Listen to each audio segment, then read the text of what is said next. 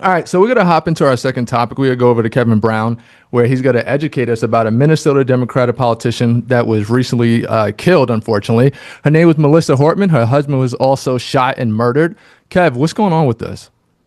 Obviously, it's a terrible situation, and events like these continue to happen way too often. Like people have to chill out or get off the SSRIs, but that's another topic.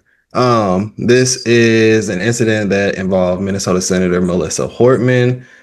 She and her husband were shot June 14th at their house early in the morning. Her husband shot 9 times. She herself shot 8 times. She did Damn. not make it, and I Jesus. believe, Overkill. yeah, exactly. Mm. And I believe her husband is in critical condition. I don't think both of them died. I may be incorrect on that. But this was Wait, actually. are you talking about her husband? If he, yeah, I mean, Melissa has passed. Yeah, Because she's a rep and he's a senator. she's a senator and he's a rep. Okay. hmm oh, So yeah, very, very sad situation. And this is actually the second incident of the day, is because the alleged murderer, what is his name, Vance Boelter, he allegedly attacked another what is it called, another representative and their spouse as well, within close proximity. that's to John Hoffman, right? I believe that's John Hoffman. Okay. And his wife. Yep. So there's 2 incidents in one day. Apparently he showed up to their front doors with a mask on. They say it's a lifelike mask. If you look at the photo, it is a terrible mask. But he presented himself as law enforcement. You know, he had, qualifications on his vehicle, from the cameras, or the story is that they truly believe that this was law enforcement at the door, which is why they opened the door. And then upon recognizing that it was a mask and this wasn't really a cop, they tried to shut the door, and that's where the alleged murder took place. So, and the alleged motivation is political. They're assuming because Vance Boelter, from what we know, is an anti-abortion radicalist, and there are stories that he's a Democrat appointee from Tim Walz. I'm not sure how true that is. I wasn't able to qualify that. There's also allegations that there's also, well, he does own a private security company, which probably how he got access to the equipment, to present himself as law enforcement. So when they asked Trump about this, Trump said, I was going to reach out to Governor Tim Walz, but then I decided not to because he's a mess. So, Tamisha, your thoughts on Trump's remarks about the shooting and contacting the governor? He should just contact the governor because that's what presidents do. And the guy supposedly has a list of representatives. There are other people that they've interviewed from his list. So at least to say something and give him a little bit of guidance. I don't know. That's just it's Trump. It's not weird. That's really in his wheelhouse to say that the man is a mess. So he said he's a mess right now. So I'm not going to reach out to him. He is a mess. Is he a mess emotionally? Like, what does that mean? He's a mess as a governor. He's a mess as a governor. Okay. Gotcha. I mean, Minnesota is a nice little town, though. I will say that. Nice little city. Well, oh, yeah, that's right. State. But Minneapolis is a nice little town, yeah. You like Minneapolis? It was cool, yeah. It was all right. Nice and clean. It's too cold up there for you? No, I mean, I just went like 2 weeks ago. Gotcha. Yeah. Okay. Yeah, it's nice. Kev, have you been? Me? To Minnesota? Yeah. Oh. I got family up there. Oh, okay. Really? I got family. Interesting. Everywhere. Yeah, I'm trying to understand what the I guess the plan of action is. But I guess since they have him in custody. Yeah, they do have him in custody now. Yeah. Okay. Yeah, they do. Okay, yeah. All right. This is an interesting fact. Sorry, Josh. Go ahead. Just want to get this out. This is an interesting fact of the matter. The Senate House is split by one vote, right? Okay. And on June 10th, there was a vote on that would have either continued or revoked funding, state funding for undocumented immigrants. And this representative, Melissa Hortman, or this senator representative, I'm sorry, she went against her party, the Democratic Party, and actually voted with Republicans. I'm not saying this is associated at all, but that bill did not pass. But that bill did revoke that access in part because of her vote. You know, this is a radicalist, and so maybe that is associated with it. Maybe it's not. Maybe it's something deeper. But at the end of the day, this is a terrible situation. Josh, your thoughts? Yeah, so I want to bring it back kind of to the top. I know we got a little bit off track with a few things, but I think at the core of it, this is what you would call political terrorism, right?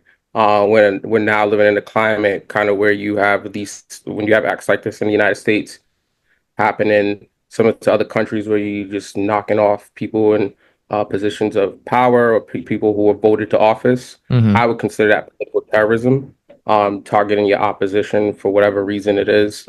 Whether he was appointed, the guy was named Vance Boelter, was appointed by a Democratic, the Governor Waltz, and he carried this out. He did have a list of Democrats that he was, after for their pro-abortion views, but also, just because that's the narrative. I think this dude deserves the automatic death penalty. Anyone who does this, I don't care what side of the aisle you on. If he's convicted, you deserve the automatic death penalty because now you're playing with the policy, right? Now you're causing inadvertent elections. You're messing with state legislature, special elections that have to arise from this. As Kevin just mentioned, you have now votes that get skewed one way or the other because you don't have that person in power to make that call anymore. So that's automatic death penalty under my watch. So not just life in prison. You're not down with that. You're You're getting executed, bro. You have to, and I think they're actually trying to, because that impacts policy now, right? Because we took someone out of office that was voted into office that can no longer make that vote. Let's say you are at a 50-50. Well, you just put somebody else in office and you just call it a day. It's just done. But now we have to do but now it's not the same person with the same values and the same intent. But on that note, Josh, I believe I did read that they are looking to invalidate her vote now that she's passed, which is exactly. So this is if you do these type of things, now you, like I said, you causing special elections, you causing taxpayers. She did vote before she died, right? But they're trying to invalidate it. Okay. Can I say something? Can I say something, guys? Of course, you can always say something or say it for Kevin. Always. I got two things. So, and this is unrelated, and I'll bring it back to the related. So, Waltz, right? With governors, when they run for vice president and president, do they automatically get their position back if they lose? Is that the way this works, or don't they have to vacate it and then get it?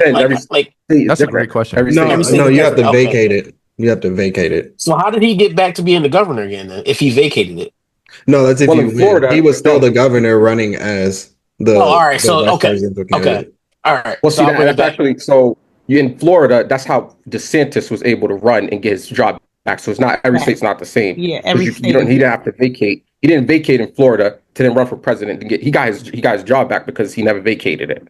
He just ran for president without giving. That's the same as Minnesota, and he went back to Florida. That's the same as Minnesota. Every state has different policy. Oh wait, no, sorry. DeSantis is running for president, not vice president, though. Right, but still, you're supposed to. But it's like it's the same thing. Trying to go for a higher position in office. Right. So, all right, thank y'all for explaining that. So, the second thing is, I've always had a problem with this, and I don't know why they don't look at this the way I do. Why do we need to know who voted what way? Why can't you just vote and call it a day? Why? You mean our elected officials? Why do we need to know why is it public knowledge? Because why not? Make sure they're consistent with what they propose on their campaign. Well, public knowledge, 100% valid. No. So if it's public knowledge, stuff like if it wasn't public knowledge, would this person still be alive? I think they owe us transparency. I don't know about that, man. I think that should be that should be in-house, whatever they vote for. See, and Kev, real quick, I think if it wasn't public knowledge, people would complain about that and the idea that it's not public knowledge. You just do a Trump and say, I said I'm not telling you. That's what you do. Like, that woman is passed away because of what she voted for, and it's public knowledge. Hold on. we don't necessarily know that yet. You know, Possibly. I mean, possibly. That's one of the theories. It's Allegedly. fact Allegedly. of the matter, but we don't Well, necessarily. I mean, know we that can we can probably distill from this that it was politically motivated, right? You had a list of other people, political figures. This wasn't some list of just people walking Random. fair. the street. Like this was a political list, so it was politically motivated. It was based on probably her views or something that she voted or he opposed. So we're not going to pretend that it wasn't that. It's definitely but we that. also gotta People protect- who got there. It's protect going to come out in the Sam. court. It won't come out when he has his trial, but we Yeah. can go from that and be with common sense that that's what this was. So Josh and I, over the years, have had several conversations about politics, policy, et cetera, et cetera, et cetera. And Josh, you've mentioned that you care about the whole who's the president, but you're more intrigued with the idea about on the local level. Explain why you care about that so much, because you and I go back and forth about that. Yeah. I think grassroots is more important than people focus on the federal side, right? Because federal law controls what happens across the country for every state to keep everyone in line. But what's happening in your city and the people you vote for that represent you on Capitol Hill, those are the people that you need to be focused on, because they're passing the laws from the people around your community that care about the things you care about. So I'm going to give you a perfect example. Why the hell is St. Louis in Alabama probably the top worst states in the United States when it comes to education and murder rates? Because the people that they vote in office, or it's Detroit, corruption, and those people who are getting elected to those offices. Detroit is a now mess, you got boy. states like Vermont. You got states like, I know T's gonna go here, Massachusetts. You got states like Rhode Island, where those are not those people's problems. They're not dealing with those same things, because you're electing different people in the office at your local level that are passing laws that the people care about where you come from to get you where you need to go in your state. Now, Trump can sign all these executive orders. He can pass all these laws. But at the end of the day, he don't live 24/7 in Massachusetts. He don't live 24/7 in California. So the people you elect for your governor, you elect for your senators, you elect for your mayor, those are the people that matter. I got another example. I grew up and born and raised in Boston. There was a guy by the name of Thomas Menino. You can go look him up. This guy, if he didn't die from his sickness, he would still be the mayor today because of how he led the city. The things legislation that he passed, and the way he incorporated himself into the community, and the people loved who he was for the city. No one cared about whoever the president was at that time, because he was doing what the people in the city needed him to do. Right. And you can go down the list. We've had a Republican governor by the name of Charlie Baker, who ended up going on to be the president of the NCAA. Yeah. That guy, Massachusetts is a Democratic state, but he did what the people needed him to do as a Republican governor in this state. So and that is a blue state, right? Over there in Mass? Right, Yeah. yeah. Okay, Kevin Brown, how do you feel about that? I find myself asking the question, like, which is more important, our legislators or our attorney generals? Because again, the way that our constitutional system is set up is you have equal branches of government checking each other, right? And so, although I completely agree that we should really focus on, our elected officials, our mayors, our senators, everybody, our legislators, everybody, I think we should also pay attention to who we're electing into into justice positions. Because as we see right now, when there's a president, regardless of who it is, when there's a president or even a governor that the general population don't like, or a mass population don't like, there are some advocate judges that will pursue recourse simply for political purposes. So not only should we pay attention to our legislators, but we should also pay attention to who we elect into positions like AG. And it seems like, in these, like some of these cities, like the Baltimore of the world, the Philly of the world, like some of these cities don't even care about, these people on the local level of like who they're voting for. All they care about is, Kamala, and care about the Trump situation. You know what I mean? But on that, but on that local situation, like Brandon Scott, I've been calling for him to be removed for the longest time. Why are you in on Brandon Scott so hard? He's the 52nd mayor out here, and Baltimore is still terrible. But they think that if they put this brother in there, he's going to make some type of changes. But in reality, the city is still a mess. So you might want to have somebody. You might want to have somebody else come up in there and clean house and change it up and fix it up. That's how we feel in California too. Yeah, It's gonna like take with You Karen can't Bass. blame it on anybody else but the party in power right now. It's not possible. And so somebody has to come in here and clean it up. Somebody with good intent. Clean it up. If you Consistent want. intent. And Baltimore is a nice little whatever, you know what I mean? But a what? you know, it's a nice. I mean, it's struggling. It is but, what?